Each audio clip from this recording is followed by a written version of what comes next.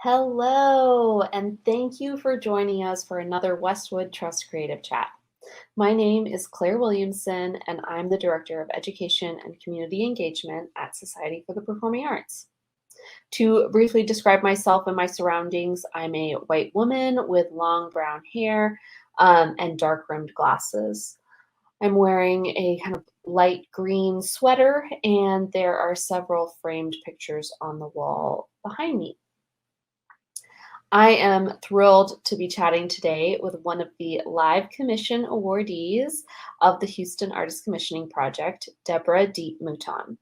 The mission of SPA's Houston Artist Commissioning Project is to provide economic and creative support to Houston's artist community, with 6 local artists awarded funds to create original work the pieces are premiering on the Jones Hall stage this October and November for 2 socially distanced performances. To learn more about the Houston Artist Commissioning Project and to purchase tickets, please visit our website. The link is in the description and shown here on screen. Now, before we delve into the conversation, I would like to take a moment to humbly acknowledge the many Indigenous communities that have long used and continue to use this land as a living and gathering space. SPA's offices in Jones Hall are located on ancestral land traversed by the Karankawa, Atakapa Ishak, Sana, and Kolwitakan people.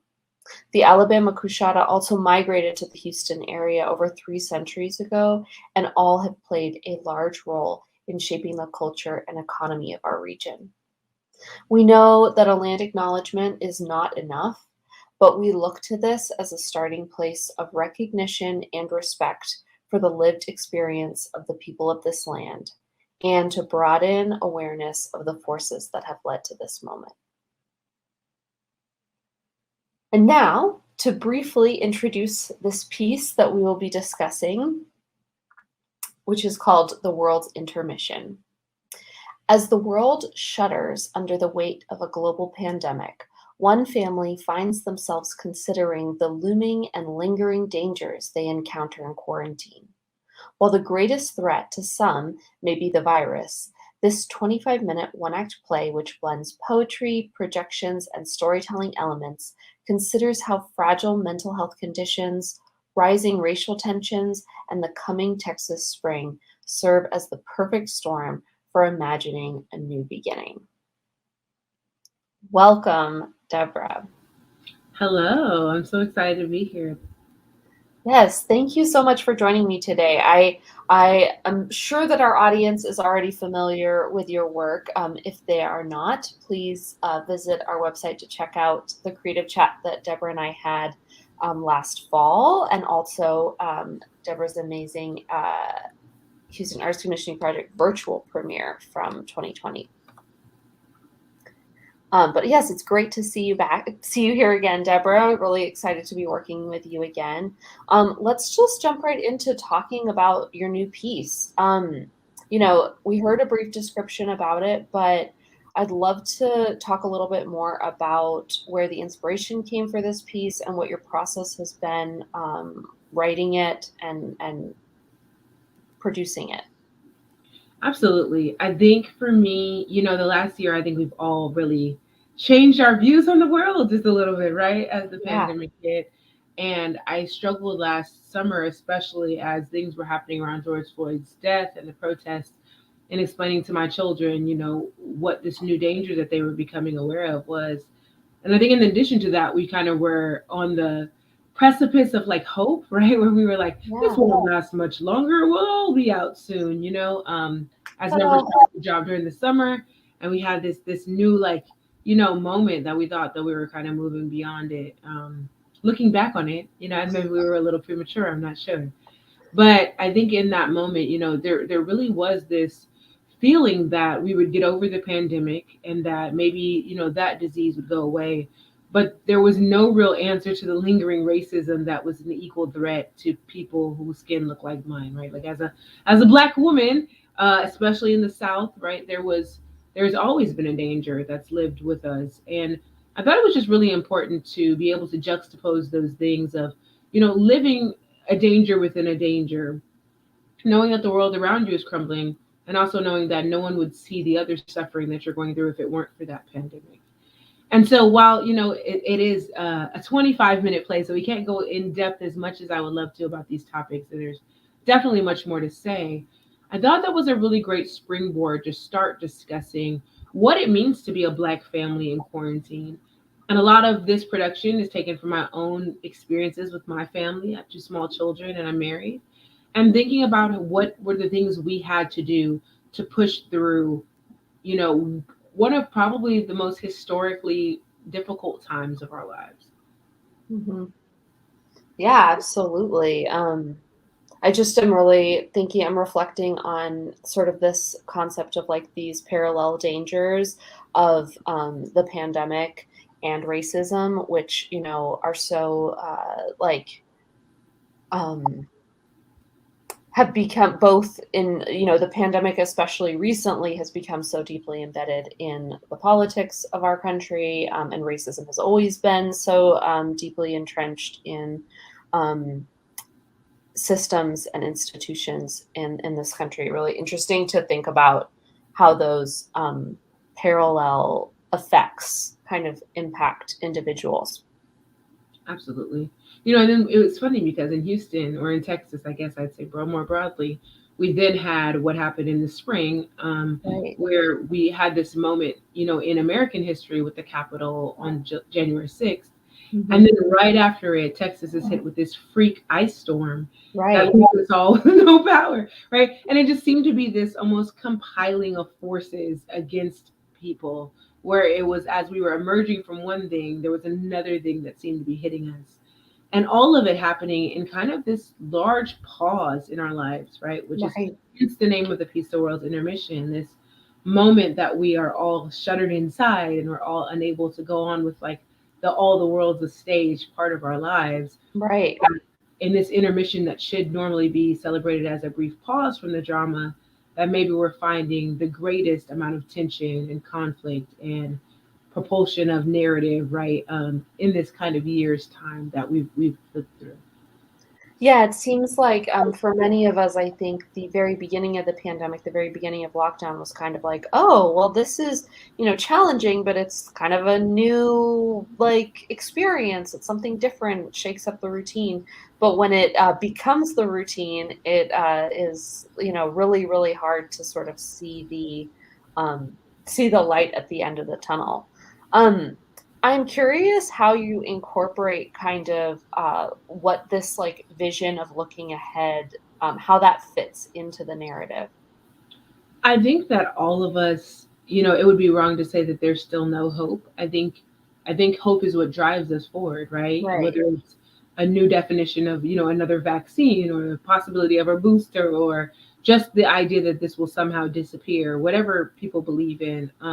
I think that if it weren't for hope, then we would have no way through it. And so it's the funniest thing that it seems to be when we're in the most danger and things are the most chaotic, that hope seems to be the center beacon that brings us back. That if we can find that lane, we can imagine what it is like to move and live beyond this thing and to imagine the world that lives there. And I think one of the things that the piece really puts into question is, if it is in the hands of the people to imagine what that future looks like and to maybe even possibly build that future, what are the things that we've learned, right? What are the ways that we choose to change the world? We've had, I constantly hear people talking about that we've had this racial reckoning, which I would wildly argue has not been a reckoning, but that's just personal opinions. I think we Sure. do have a greater awareness as a society. I don't know that I'd call that a reckoning. Uh, but this idea that now that we're so much more aware, but what do we do with that awareness, right? When the world goes back to its normal hum, and we're all back to work or back to moving the world and traveling and doing these things, where does that awareness go? Does it get tucked into a closet, or is it something that we carry with us and really try to integrate into this new world that we're seeing? And for me, that was kind of the big moment of the production, was thinking about how do we set the stage for the conversation that I hope will follow about, bringing those lessons forward and allowing us to truly learn and change because of the things that we've learned. Yeah, that's such a great point. I feel like we have had many in our history, especially, in the past 50 to, 70 years. I think our country has had many opportunities to reckon with racial inequalities and systemic racism. And we sort of have these events and moments that trigger conversations, and people think that is an we all kind of get optimistic and feel like we're going to make a change, and then you know the moment passes, or whatever you want to say. So I think that's a really great point of thinking of, we have had the opportunity in this pause, or whatever you want to call it, to um, focus in a little bit more. And so how can we take that way of thinking and that way of interacting with us as we return to whatever comes next. Yeah, I think about, all these statements that corporations issued last summer and the end of last summer where they said that they would stand for Black lives and they would stand for Right. Asian inclusion, and that they, that they stood for all these big things. And I think there's a sentiment, especially for artists of color, that is saying, all of these doors are flooding open now, but what happens in a year when it's not trendy to be conscious? Right. Will those moments and those opportunities for us leave? And that's one of the things that really we kind of wrestled with when we were talking in our creative chat, of when we did our panel, was thinking Right. about, having artists talk about what it is to move forward and to think about what happens when this kind of movement that says that their voices matter and that they're included, does it maybe happen, or how do we keep it happening, right? Like, I think that this is at the forefront of a lot of our thoughts, is understanding there is a window of time open for us to make a huge statement, but Right. wondering if that will be the only statement that we get to make. Right. What comes next, and how do we kind of keep it going? Absolutely. You mentioned the panel discussion. I want to make sure our audience knows a little bit more about that. So, as part of, I'll just give a little context, as part of each one of the Houston Arts Commissioning Project awardees awards, we included an education or community engagement piece as an addition to the commissioned work itself. So some of our artists are working in schools, and Deborah is has coordinated a really wonderful panel discussion that takes place virtually and is available on our website, social media, YouTube. So we'll link that in the chat, and we encourage all of you to check that out. Do you want to talk a little bit more about the structure of that, and who's involved, and sort of where the idea came from? Absolutely.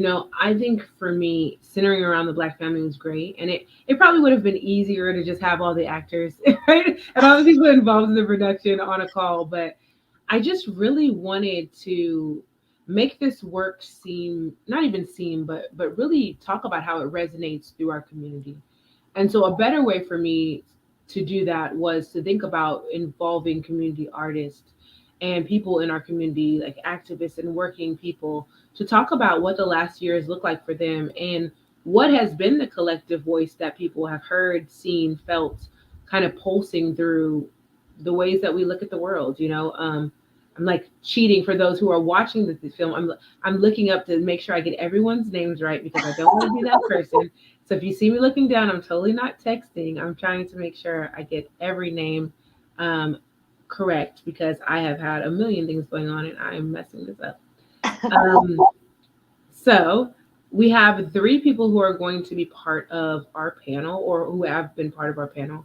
And so I wanted to make sure it was a diverse cast of people that kind of came from different worlds. I will definitely be contributing, but I'll also be moderating as well. Since you all get to kind of hear my statement on Jones Hall's stage, I thought it would be good to hear some other people kind of chime in. And so we have Shirelle Williams, who is an opera singer. I actually met Shirelle through some of my work with Houston Grand Opera and what is the word? A storybook opera with Houston Grand Yes. Opera that's launching in January. And her voice is just beautiful. But she has this really good awareness around culture and life. And Shirelle has just been kind of all over stages through America and abroad, and just has a really great insight that she brings into this discussion. And then the next artist is Sean Artis, who's a visual artist that I kind of fell in love with his work a few years ago and have been desperate for a reason to work with him. So it's kind of like my selfish thing as well, is that I wanted to work with him. But his Wonderful. work is stunning and much of it exemplifies Black life. And so I thought, with him being an artist who is constantly incorporating culture and thinking about what it means to be present and Black and Mhm. what does it mean to represent Black ideas and Black culture, he would be a great asset to what we were talking about. And so I think each of them brings a different but equally valued perspective on thinking through what are the opportunities we have to make a new future and to make something different, and where are the pitfalls into falling into the things that we've always done. Yeah, that's such a like star-studded panel. It's such a great group of creatives and individuals. So I'm really excited to be able to share that with our community. Um, yeah, I think and I really appreciate your thought process of saying, the piece on stage is talking about family experiences and home, maybe more like an internal life, interior life. And this panel is kind of an opportunity to step back from the work and say, as the artist, as the creative behind this, I have this other experience as well. And there are many people like me who are, going through the exact same thing. And we're all kind of wrestling with these similar challenges and opportunities. Absolutely. Absolutely. Yeah. I'm curious, as something that came to mind as we were talking. So, I think the panel discussion, right, we're talking about how we're going to move forward, what lessons we can take with us, what can we leave behind, and then thinking about the work itself, which is really so specific to this time and place. But I think it has so much value as well in terms of not only telling the story of what's happening now, but also, opening the eyes of individuals who, don't identify as Black family members to kind of see what that experience is like. I am just really interested in sort of where you see this work going. Um, do you sort of look at it as like an artifact of this time, or, is it something that might grow? Just, how does this fit into sort of our timeline? Yeah, I mean, absolutely. I think that it has the opportunity to grow. I have seen it though much more as kind of a time marker. And I like that you did artifact. That's a really smart word. I think, yeah, it's the thing of when you make current work, you never know the lifespan of that work, right? Right. This moment may move on. No one may care about this moment anymore, and it won't be as relevant maybe as it would be as we're standing in it. But I don't think that should like artists shouldn't walk away from making relevant work for that reason, right? Like I think No. that having something to say in the moment is equally as important as having something that lasts for 20 years, because people have to still make, witness of this moment. And so when I sat and thought about what this piece I wanted it to be, it really was that. It was to say what is it that we're doing right now? I think the decision that we have is one that has to be made now. And I almost hope for the irrelevancy of this work. I hope that this is not something that in 20 years people are still wrestling with. I don't want this to be something that we all can look at and say, well, I feel that way 80 years later. I Yeah. want this to be a piece that we say, wow, that was a moment and look who we've become because of it. And so I think that's where I was thinking about. Since talking about this work and kind of putting this work up, we have had some conversations around the work moving and possibly being used again. Mhm. But I think the biggest moment for me right now is just focused on starting this conversation, and then letting it go where it needs to. We have just a star-studded cast of amazing actors who have really been thinking about embodying this work, and it's such a different work too. I would say because working within the constraints of a pandemic are different. I Right. couldn't write scenes where people were integrated as much as I normally would have them because That's not responsible. you know, Yeah. as much as they are on stage together and there are safety protocols that we're following and all of those things, just don't freak out. I promise y'all, we've really thought about being in person. There has been, a consideration on my part of thinking through using virtual rehearsals and giving people space and time to find other ways to practice or engage or collaborate that doesn't exist on the stage always as rehearsal time. And so, in order to make that work without it being people never knowing where their mark is, we had to think about, does it make more sense to lean more towards monologues, and kind of having frozen moments in time instead of having scenes that are so reliant on interplay between characters, those things I think make this piece unique. And I think looking back on them, there's a lot to talk about because it's not just about the text, but it's also about what considerations affected the text Right. because of the moment, right? Like we had to respond. And that response is a social response, but it's also a physical response that you'll see on stage. Yeah. That's really interesting to think about, in sort of developing creative solutions to the, constraints that are put in place during the pandemic. It makes me think about, movements in the performing arts and visual art in history where we know that certain structures were developed because of particular, external historical moments. I think about, the way theaters were constructed and even specific devices within performances and within storytelling.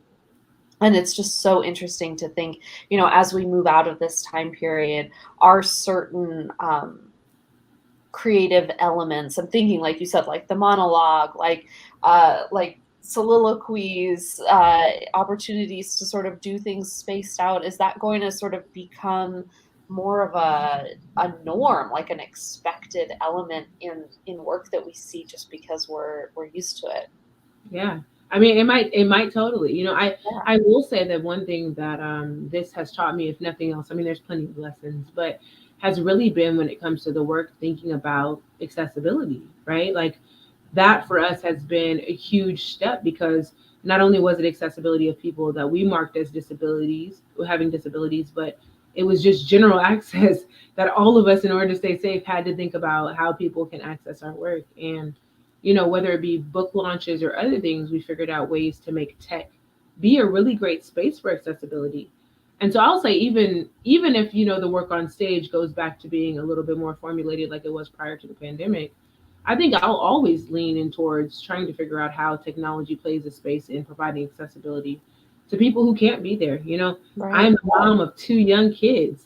I can't always be there. There's some other people who need me, and I also have my own health disabilities. And so I think in thinking through that, I would hope that this time has made us more compassionate and more understanding to kind of the needs of needing to kind of get off the hamster wheel of working 90,000 hours a week and really plugging back into our families and plugging back into our feelings and realizing and being able to assess what we need. And I think art is a lot of what we need, and so we have to figure out how to do it. Yeah, absolutely. I think that's such a great point too. That accessibility component is huge, and I think we, as arts organizations and as artists, have discovered a whole brand new audience of individuals that are out there that weren't able to attend in-person performances for whatever reason. And we're so excited to be able to engage with them through a virtual within a virtual space through non-traditional performing arts methods. So yeah, that is such a wonderful thing to have come out of this that we can definitely take forward. Absolutely. Yeah. Well, this has been such a wonderful conversation, Deborah.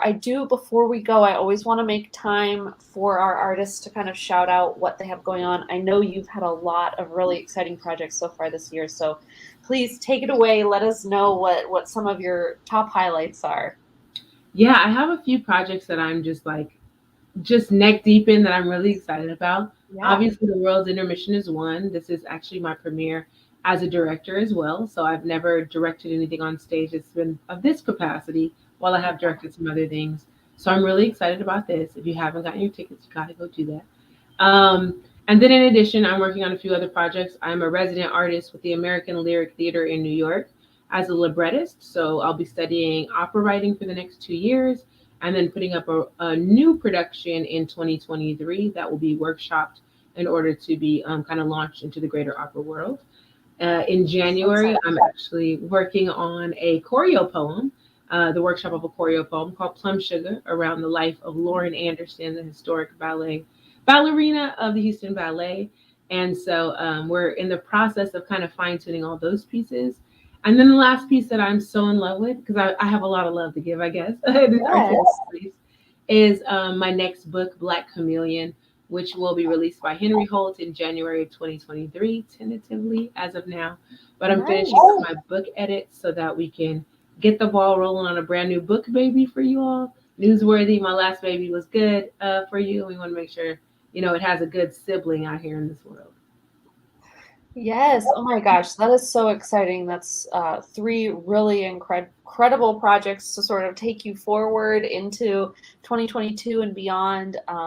And we're so excited to be presenting the World's Intermission uh, November 12th and 13th with the other Houston Arts Commissioning Project premieres. So definitely I encourage everyone to stay up to date with all the incredible work that Deborah has going on. Check out her book, check out all of the other upcoming work.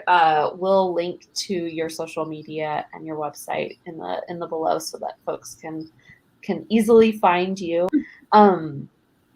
But yes, I think that's about it. We have time for today. I want to thank everybody for joining us virtually, and a huge thank you to our sponsor, Westwood Trust. Before we sign off, again, please learn more about and support the amazing work that Deborah D.E.E.P Mouton has going on beyond her work with SPA. Thank you so much, Deborah, for sharing your time with me today and for allowing our audience to get to know you better. Anytime. I'm always happy to work with you. Thank you. Society for the Performing Arts is a nonprofit organization. If you enjoyed this conversation, please consider learning more about what we do at SPA and supporting our work and the work of our amazing Houston Artist Commissioning Project artists. And make sure to save the date for Deborah D.E.E.P Mouton's Houston Artist Commissioning Project premiere live at Jones Hall on November 12th and 13th at 7:30 p.m. both days. Put it up on the screen. Tickets can be purchased at our website, and we hope to see you there. Bye.